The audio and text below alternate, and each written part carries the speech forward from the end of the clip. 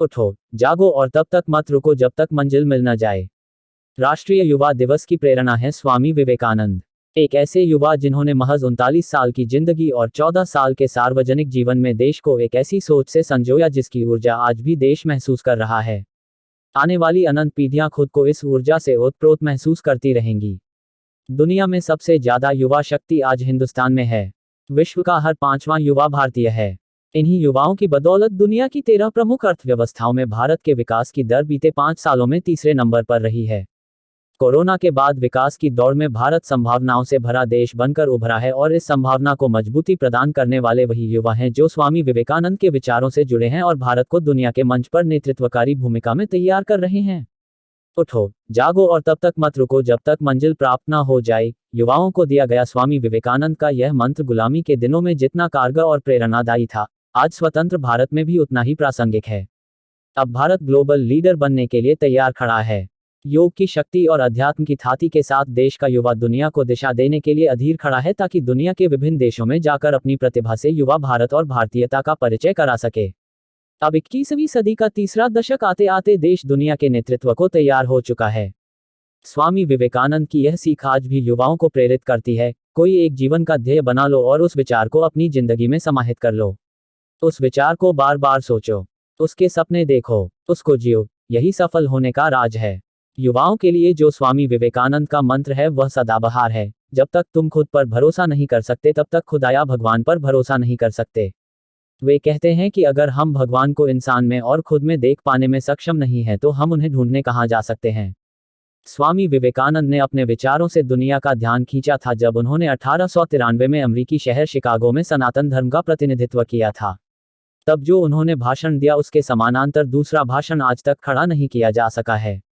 स्वामी विवेकानंद का भाषण speech of the century से कहीं बढ़कर स्पीच ऑफ द मिलेनियम था, जो आने वाले समय में भी जीवंत रहने वाला है।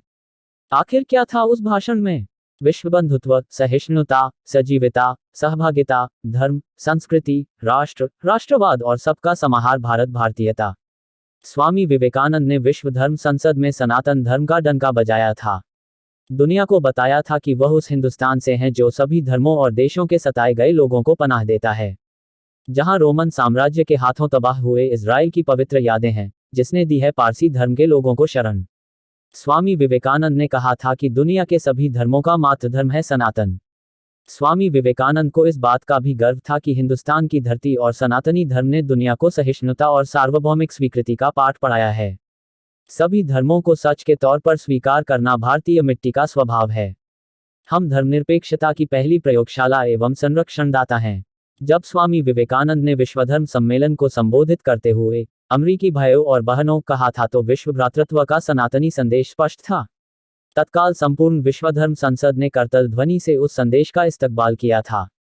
यही वजह है कि तब न्यूयॉर्क हेरल्ड ने लिखा था, उन्हें स्वामी विवेकानंद को सुनकर लगता है कि भारत जैसे ज्ञानी राष्ट्र में ईसाई धर्म प्रचारक भेजना मूर्खतापूर्ण है। वे यदि केवल मंच से गुजरते भी हैं तो तालियां बजने लगती हैं। भारतीय संस्कृति की जड़ों तक पहुंचने के प्रयास को स्वामी विवेकानंद आगे बढ़ाते हैं। यही सोच स्वामी विवेकानंद को दुनिया भर में स्वीकार्य भी बनाती है और उन्हें सनातन धर्म के प्रवक्ता, हिंदुस्तान और हिंदुस्तानी संस्कृति के प्रतीक के तौर पर स्थापित करती है। उनकी समावेशी सोच आज भी नरेंद्र मोदी की सरकार में सबका साथ, सबका विकास के नारे में झलकती है। स्वामी विवेकानंद ने दुनिया को सिखाया कि हर कुछ अच्छा करने वालों को प्रोत्साहित करना हमारा कर्तव्य है ताकि वह सपने को सच कर सके और उसे जी सके। यह सपना अंत्योदय के उत्थान के विचार को भी जन्म देता है। जब तक देश के आखिरी गरीब के उत्थान को सुनिश्चित न कर लिया जाए, विकास बेमानी है। इस सोच का जन्म भी विवेकानंद की सोच से ही हुआ है। ईश्वर के बारे में स्वामी विवेकानंद की जो धारणा है वह हर धर्म के करीब है, मगर यही सनातन धर्म के मूल में भी है। परोपकार, परोपकार ही जीवन है। इस स्वभाव से हर किसी का जुड़ना जरूरी है। वे कहते हैं, जितना हम दूसरों की मदद के लिए सामने आते हैं और मदद करते हैं उतना ही हमारा दिल निर्मल होता है। ऐसे ही लोगों में ईश्वर होता है। विभिन्न धर्मों, समुदायों, परंपराओं और सोच को स्वामी विवेकानंद की सोच जोड़ती है। यह जड़ता से मुक्ति को प्रेरित करती है। यही वजह है कि इस देश में स्वामी विवेकानंद का किसी आधार पर कोई विरोधी नहीं है। हर कोई स्वामी के विचार के सामने नतमस्तक है। 19वीं सदी में दुनिया ने सनातनी धर्म के जिस प्रवक्ता को उनके ओजस्वी विचारों के कारण साइक्लोनिक हिंदू बताया था, आज भी दुनिया के स्तर पर वह सनातनी प्रवक्ता अपनी सकारात्मक सोच के साथ मजबूती से खड़ा है। तब भी स्वामी विवेकानंद की सोच युवा थी, आज भी युवा है। वे कालजयी हैं, कालजयी रहेंगे।